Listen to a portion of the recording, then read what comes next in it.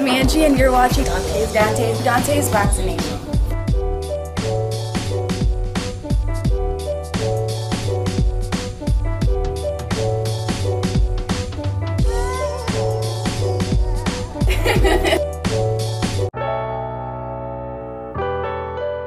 Dante's Boxing Nation, what's going on, guys? So ever since Canelo Alvarez beat Charlo, there's actually been more professional boxers picking Terence Crawford to beat the much bigger Canelo Alvarez.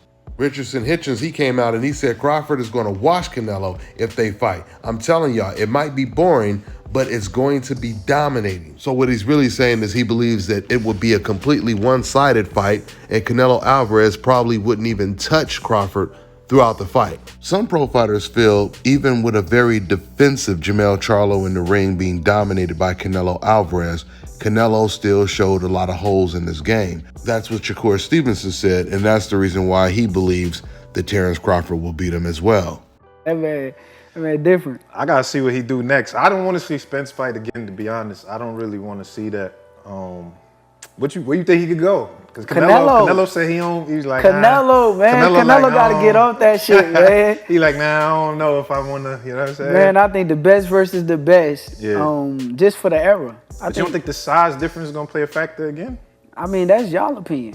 Yeah. That's everybody else's opinion. But my opinion is different. I think that Bud could do anything that he want to do. I think that with Charlo, it was just a different story. I think Bud got the skills that can keep him at that high level with Canelo, where the size won't play a part. And I seen, honestly, like, Canelo is a great fighter. I don't take nothing away from him.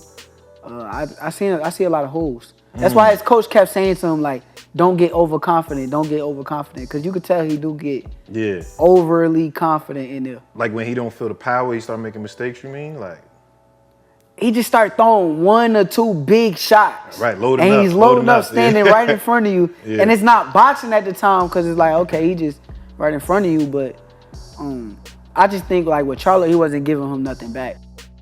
Listen, we all know this, including Canelo Alvarez fans. We all know that if Crawford and Canelo were naturally the same size, in the same weight class, Crawford would beat Canelo easy. He would beat him just as easy as Floyd Mayweather did, but he would inflict more damage. And when I say damage, I'm talking about KO damage.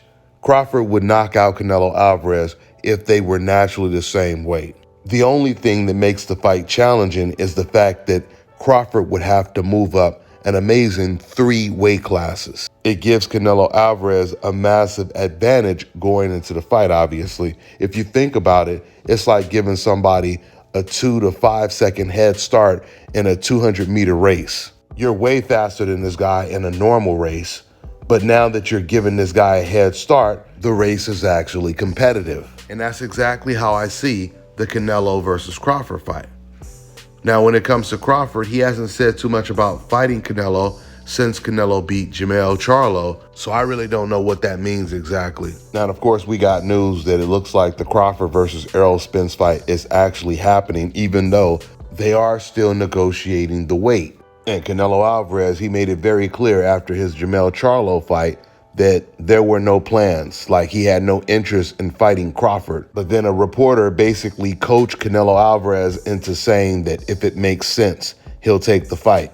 This was at the post-fight press conference, so we really don't know what's going to happen, but we're going to find out soon. With that being said, I'm going to wrap this video up. That's all I got for now, guys. I'm on to the next one. All right, now check this out, guys. If you're looking to repair eczema scars, burns and bruises, dark spots and blemishes, Fever blisters, diabetic ulcers, this right here is the perfect product for you guys. It's called Elo Diki Face and Body Oil. Athletes and top-ranking boxers, they're also using it after training to reduce swelling, inflammation, and to ease the pain. So get yours today. Go to elodiki.com. Like them on Facebook and follow them on Instagram.